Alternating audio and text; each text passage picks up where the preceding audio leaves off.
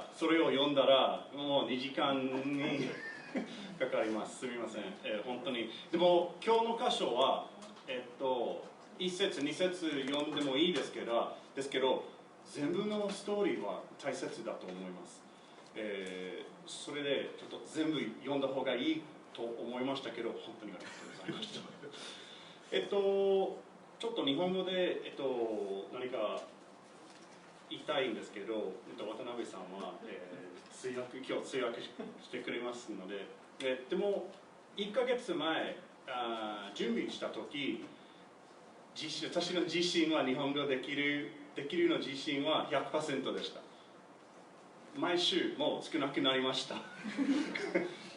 日本語のメッセージ作った時もう 2週間前ちょっと半分で 50%、先週はもう 10% 自信があったので、Eメール渡辺さんに E メールしました。でも何か、祈りの課題がありますが、今週アトランタ市にいた、チックフィレの会議のため、その会議で、私はチックフィレの新しい、ポジションの人に会ったことがありました。海外の一番の上の日本で何でしょう、海外のエクスペンションです。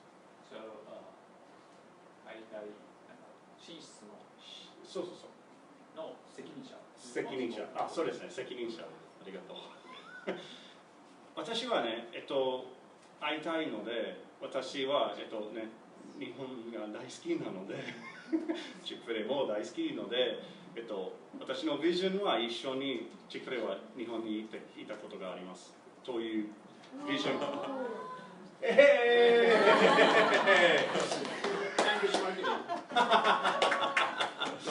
チックフィレ、そのビジョンがありますので、この責任者に本当に会いたかったんです。会った時、私の話ちょっとだけ2分だけ、伝えることができますが、その責任者は本当に嬉しくなりました。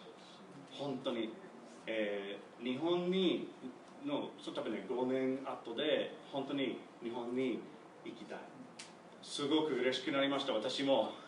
それでこれから E メールして何か私はアイディアがあったら、I have a clear channel of communication to 責任者。その方と明確なその連絡を取れるルートが確立できたので、今回大きな収穫だった。そうです。会議の後で本当に神様は素晴らしいでしょ。ちょっと4年前私がこのビジョンがあった時、だんだんリアリティになります。すごい。他の一つがあります。私は今朝いい友達は来てくれました。ブライアンさんはとってもいいですか？ Can you stand up? これは私のいい友達ですね。ダブリンのチックフィレのオーナーです。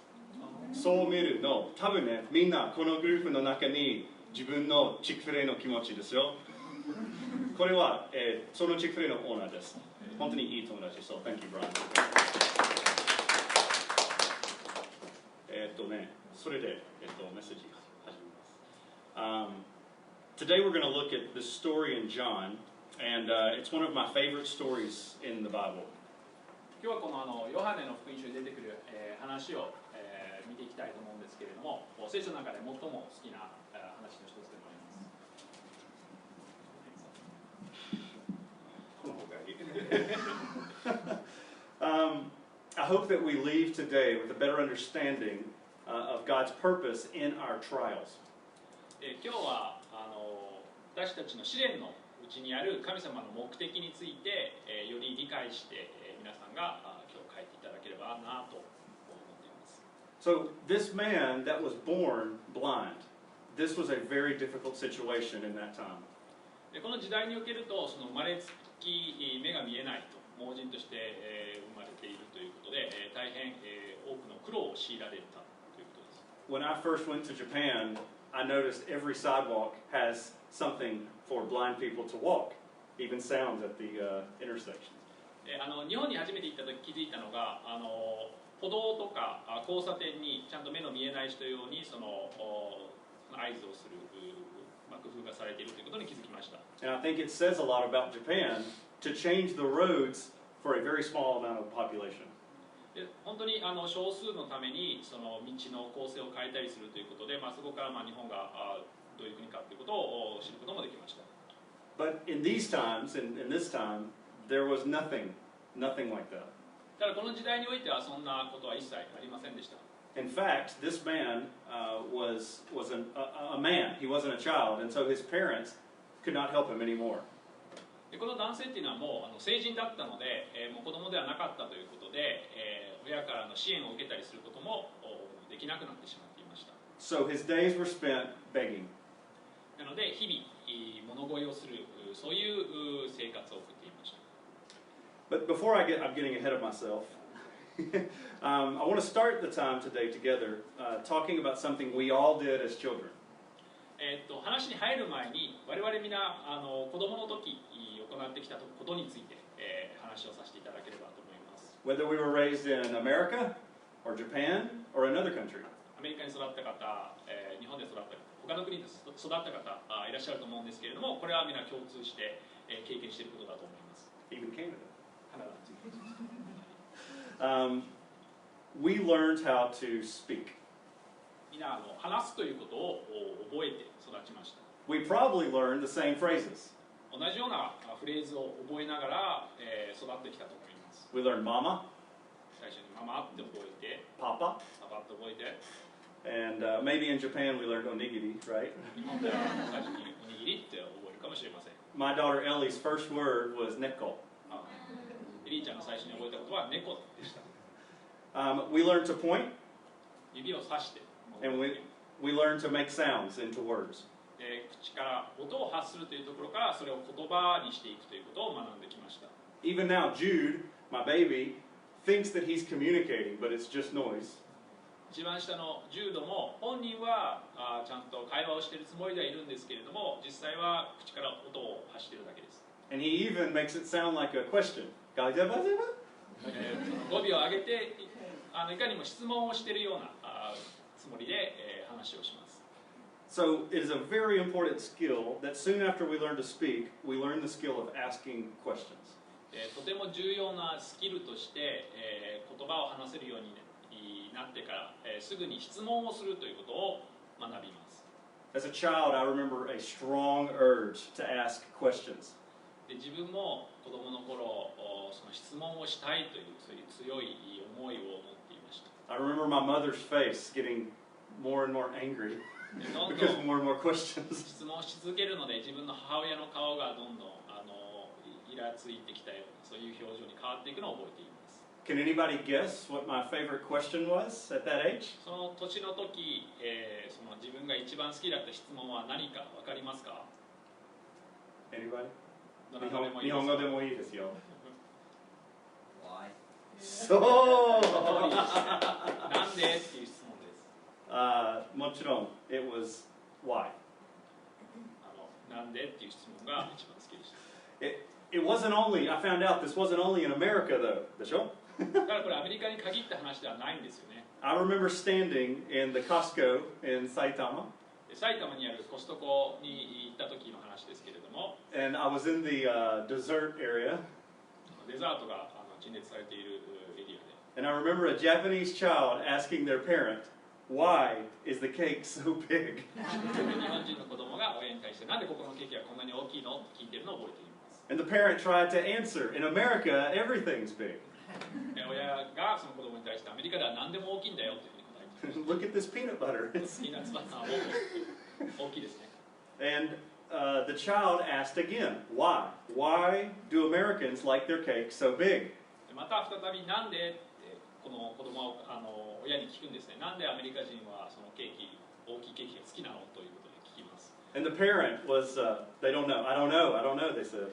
で親ちゃんと答えることができなくなってしまいました。Finally, the child with big eyes said, "Why can't we move to America?" でその子供は最後には目を大きくしてなんでうちもアメリカに引っ越してないのっていうふうに聞いてました。So, why is one of the most important things we ask as we begin the journey of learning. でその学びを開始するにあたってこのなぜと聞くっていうこと、これはとても重要なことですね。When we're children, we ask why because we really want to know more. We want to learn. で小さい頃はもっと多くを知りたいので、なぜ、なんでっていうふうに聞きます。But we don't stop asking why as we get older. で、年を取っていっても、そのなぜっていう質問をすることをやめません。Something happens when we become teenagers. その10代になるとまたちょっと変わってくるんですね。We want to know why for another reason. そのなぜって聞くのはその別の理由があってなぜって聞くようになります。It's no longer connected to learning, but now it's out of a desire to get what we want. そのなぜってその理由を知りたいとかそういうこととはまたちょっと変わってきて、欲しいものを手に入れる、なんで手に入れることができないのという意味でなぜと聞くようになります。Why can't I go out with my friends? なんで友達と遊びに行っちゃダメなの？ Why can't I use the car? なぜ車を使っちゃダメなの？ Why do I have to go to grandma's house? なんで祖父母の家に行かなきゃいけないの？ And even as adults, we use this form of why. 大人になってもこの同じような形でなぜという質問をします。 And if you're like me, I ask why to one person more than anybody else. で、私と同じような形であれば皆さんも分かると思うんですけれども、そのなぜという質問を特に一人の人に対して頻繁に聞いています。 And that person's God. でその一人の人っていうのは神様ですね。 For me, this is a common conversation. 自分にとってはこれも日常会話の範疇です。 Why is it this way, God? 神様なんでこのようになってしまったんでしょうか。 Why did you do this, God? なんでこのようなことをされたんですか、神様。 Why am I like I am? なんで私はこのような人なのかという形で質問します。 Like a child, we seek to find out something we don't understand. 子供のようにその理由がわからないことについて知りたいので、なぜと聞きます。 And like a teenager, we express our disappointment. またティーネイジャーのようにその不満を表現するために同様になぜと聞きます。 And today's passage features the disciples asking why and Jesus redirecting the question. で今日の箇所では弟子たちがイエス様に対してなぜと質問するんですけれども、イエス様はその質問自体を再考させるというか、それを促すような場面となっております。 The first scene takes place outside of Jerusalem. まずこの出来事はエルサレムのちょっと出たところで起きています。 And Jesus and his disciples were walking on a Sabbath day and passed a man that was blind from birth. でイエス様と弟子さんたちは生まれつき目が見えない人の横をある安息日の日に通り過ぎます。 And it's an important fact of the story. Like I mentioned earlier, blind from birth was very important to the Jewish culture. でこの生まれつき目が見えなかった盲人だったっていうのはそのユダヤ人の文化の中でとても大きな意味を持っていることです。 In those days, someone blind from birth in the Jewish mind could not be healed. でそのユダヤ人の頭の中では生まれつき目が見えない人っていうのは決して癒されることはないというふうに信じていました。 And by the way, this is how most of the world thinks, including America. で他の国でもアメリカを含めてですね同様に考えられています。 In missionary circles, we call this folk religion. ミッショナリーのその宣教師の中でもそれをフォーク folk religion. リリジョン。 So the idea is someone did something bad, so something bad happens to them. 簡単に説明しますと、何か悪いことをしたので悪い結果がもたらされたというそういう考えですね。 So in Japan also, they have this thinking. America also has this thinking. 日本でも文化的にというかそういう考えは少なからずあると思うんですけれども、アメリカの中でもそういう考えはあります。 So if someone was born blind, the disciples' question was very apt. It was an accurate question. なので、この男性は生まれつき目が見えないということで、その弟子さんたちが聞いた質問っていうのは、的確な理にかなった質問であったというふうに言えます。 Because did the parents sin and have a blind baby, or did the man sin and be born blind? でその両親が罪を犯したからその子供が盲目で生まれたのか、それとも本人の罪の結果だったのかっていうのをここで弟子たちは知りたがっています。So it was either way, it was a hopeless situation. どちらだったとしても絶望的なそのような状況でした。 And I believe the disciples were being inquisitive. They really wanted to know who sinned. でこの場面においては弟子たちは本当にその理由を知りたかったと、誰の罪の結果だったのということを純粋に知りたかったと、そういうふうに私は考えます。 And though this question starts with a who, it's really a question of why. この質問自体は誰がということで who で始まる質問なんですけれども、実際のところはなぜということを答えを求める質問となっています。 Why is this man blind? なぜこの男性は目が見えないのでしょうか。 As I mentioned before, we ask this a lot in life. Why am I like this?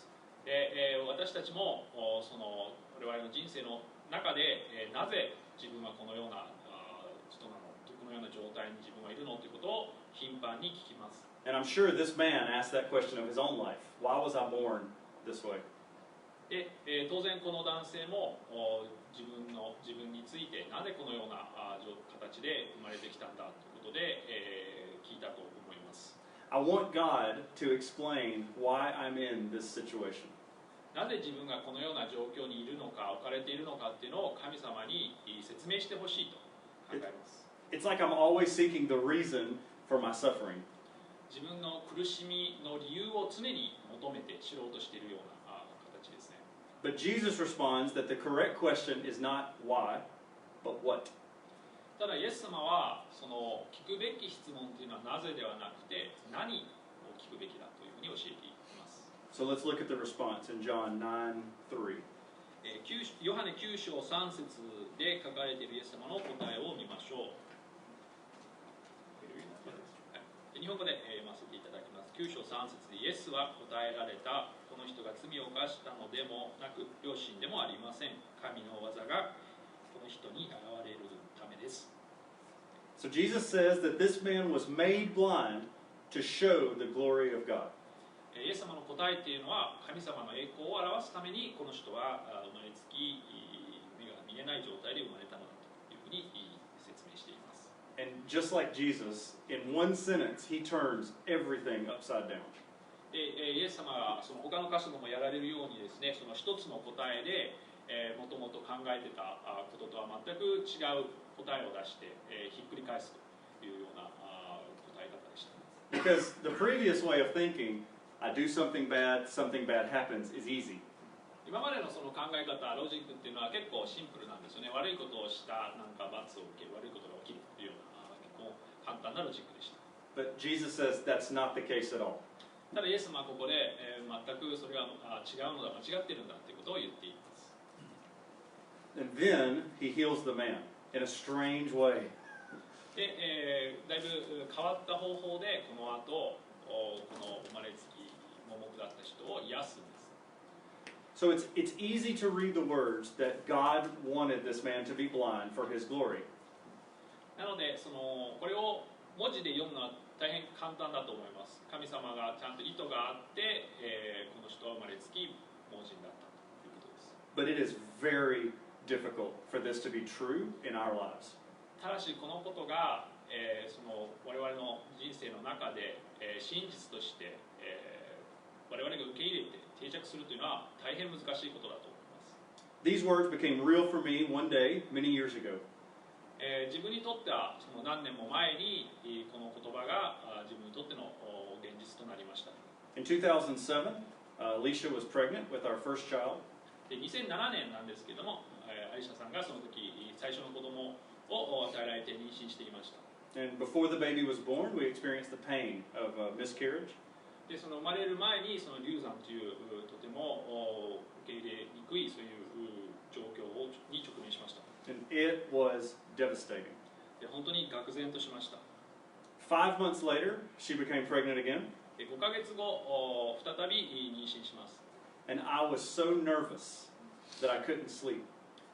ただし自分は本当に心配で、寝ることができませんでした。 What if it happened again? また同じことが起きたらどうしようと。 My mind was consumed with fear. 自分の頭の中は恐れで、いっぱいになりました。 One day we were at the doctor to have an ultrasound. 超音波で検査をするためにお医者さんのところに行きました。 And the doctor could tell that I was nervous. I would sit and, very nervous. So the doctor could tell that. でお医者さんから見ても明らかに自分がビクビクして恐れているということを気づかれました。 So he was a Christian, and I didn't know that. お医者さん実はクリスチャンのお医者さんで自分はそのことを、まだ知らなかったんですけれども。 And he asked me, "What do you do for a living? What's your job?" でそのお医者さんがあなたは職業何されてるんですかって聞いてきました。 So when I said I'm a missionary, 宣教師ですと答えました。 he was like, "Okay, do you remember the story of the blind man that Jesus healed?" でその時お医者さんはイエス様がその盲人を癒した話ご存知ですよねということで聞いてきました。 And I said yes, but I didn't understand what he was getting at. そのはいというふうに答えたんですけれども、まだそのお医者さんの意図がどう今の状況とつながっているのかっていうのがまだ理解できていませんでした。 He said that when Jesus said that this man was born blind for the glory of God, イエス様はこの盲人は神様の栄光を示すために生まれつきその目が見えない状態で生まれたのだということで説明しています。 it means that God is in control. 神様はその全てを支配されているということです。 He told me that I should remember, just like the blind man, this child was made for the glory of God. でそのお医者さんが教えてくれたのは、その盲人と同様この胎児も神様の栄光を表すために神様は創造されたということです。 And God made the child for his glory, and whatever happens, that stays the same. で何が起きようとこのことは変わらないということです。 We can trust him even when the circumstances are difficult. その難しい状況の中でも神様を信頼することができます。 In that moment, I was able to release fear and take hold of faith. でその瞬間自分はその恐れから解放されて、信仰というものを握ることができました。 Ruby was born several months later, and I've tried to remember that lesson.